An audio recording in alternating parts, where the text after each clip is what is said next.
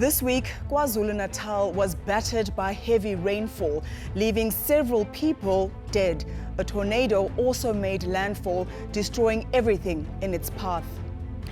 These extreme weather events have become a common occurrence, leaving families and property at the mercy of the elements. In the Western Cape, Aaron visited the town of Citrusdal after days of flooding left farmers and seasonal workers with almost nothing left to save.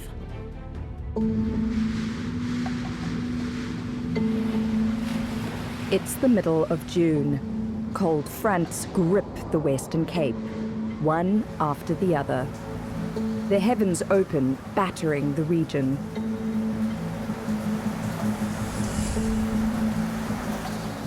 In the Olifants River Valley, at the foot of the majestic Cedarburg, 5 days of rain pelt the town of Citrusdal.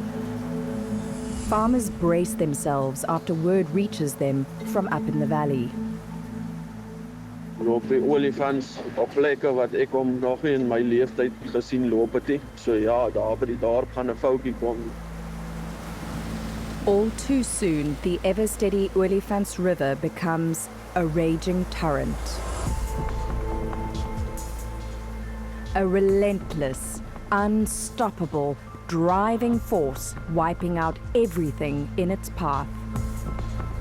The main access road washes away. Nearby, Clan William Dam soon reaches capacity. The sluice gates are opened, claiming construction officers, ripping away their makeshift foundations.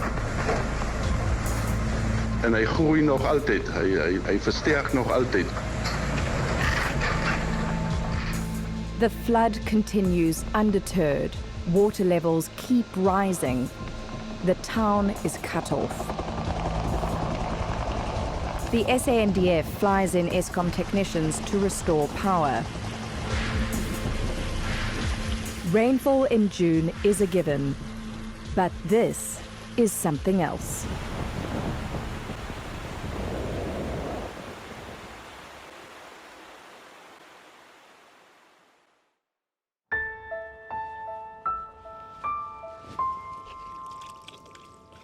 Ek is die 4de generasie op die familieplaas en ek is op hierdie stadium onder my ma en my ma is die plaaseienaar. Orange farmer Aubrey van Sail was one of those bracing for trouble down in the valley. As the river rises, his anxiety increases.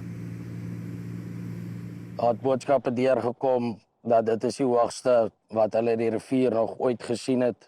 Mense wat al 50 tot 60 jaar oud is en wat ook maar hulle hele lewe lank in Citrusdal groot geraak het en gebly het. So dit het dadelik vir ons gesê dat hier kom moeilikheid. As daai tipe manne vir jou sê dis die hoogste wat hulle dit al in hulle lewe gesien het, kan jy maar weet dit is baie water en dit was 'n magdom water. They were right. His entire life savings has been invested in 28 hectares of newly planted orchards, an estimated 10 million rand, obliterated by the river's mighty current. In the face of the overflowing river, Aubrey is helpless. So daai stadium het ek in die boord gestaan en fisies gesien hoe die water bo die wal kom. Dit was seker vir my die swaarste oomblik en te weet jy het gedoen wat jy kon doen, maar moeder natuur het besluit. Dit gooi 'n jong man se drome wat hy wil bereik. Ek dink dit sit hom iets 'n hele goeie paar jaar terug. What no one here forgets is that only 5 years ago, farmers were fighting over scarce water allocations from this river, amid the most severe drought in living memory in the Western Cape.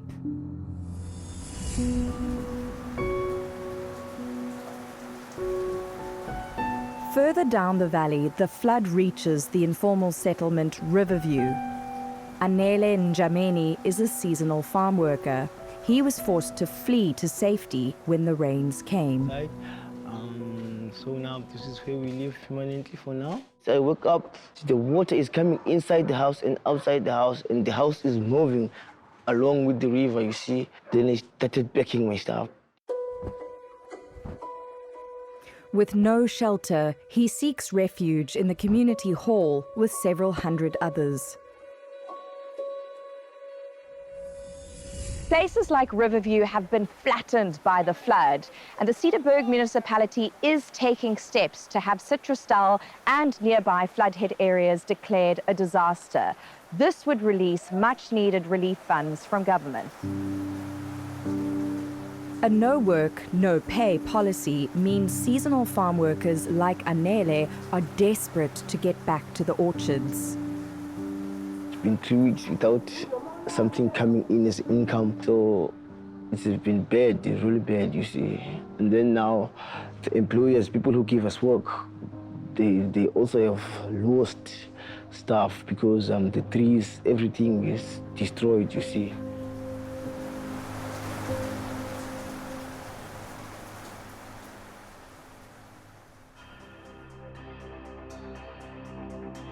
It's Wednesday, the 21st of June, 1 week after the rain started.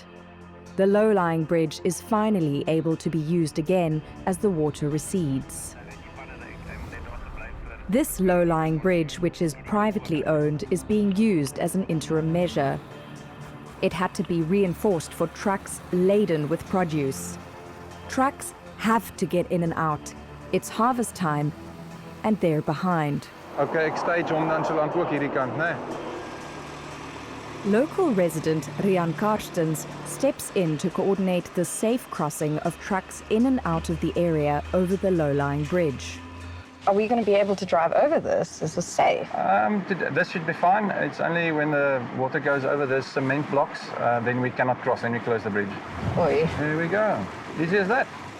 We've gone through this a couple of times where, you know, there's a flood coming and everyone's kind of prepared for it. It was only when it started happening that people realized, you know what, this is a lot worse than we've ever had before. So then typically people start panic buying. Now keep in mind we have seasonal workers. These people don't have massive cash reserves. They buy food for this week coming. They don't have a lot of food stores. So they really in a bind. And what we also had on top of that, gas started running out. Floods last cut off the town in 1984. But locals say this time around is way worse, and engineers are working around the clock to rebuild this main access road. The disaster has triggered local memories of previous floods. An old family film from the 1960s has survived to tell the story.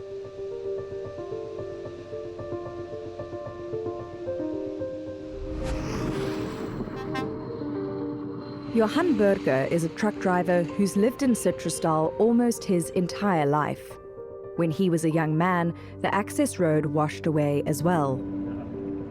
Dis veral 1984 toe het ons nou ook die pad verspoel, maar vir jaar se vloed was baie erger geweest. Hy is die ergste wat ek hom nog ooit beleef het vandat ek hier in hierdie vallei bly. In hy tyd toe sien ek maar hulle is besig daarso die boere en hulle help. Toe ek maar gehelp want hulle het 'n roeibootjie gekry wat hulle met toue vasgemaak het en dat ons dit so getrek. In these floods, updated methods, but the same terror.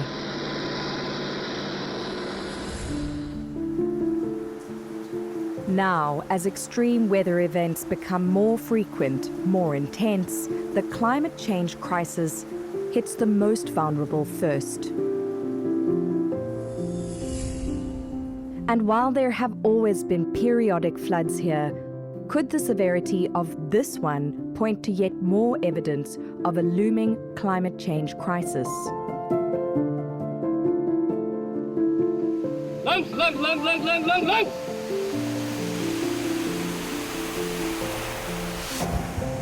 The total cost is yet to be determined, but authorities fear it's staggering and could cost the Western Cape R1 billion. Appeals are growing for the authorities to act urgently to mitigate people's ever-growing risks to the ravages of climate change. Until then, communities like Citrusdal must rally to help each other. We as a community need to pull together. Government resources can help you so far, but in the end, it's the community that's got to help itself.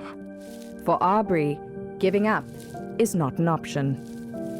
Ons is sterk en ons glo en vertrou dat ons dit sal oorkom. So ons moet aangaan, vorentoe kyk en die beste van 'n sleg saak maak.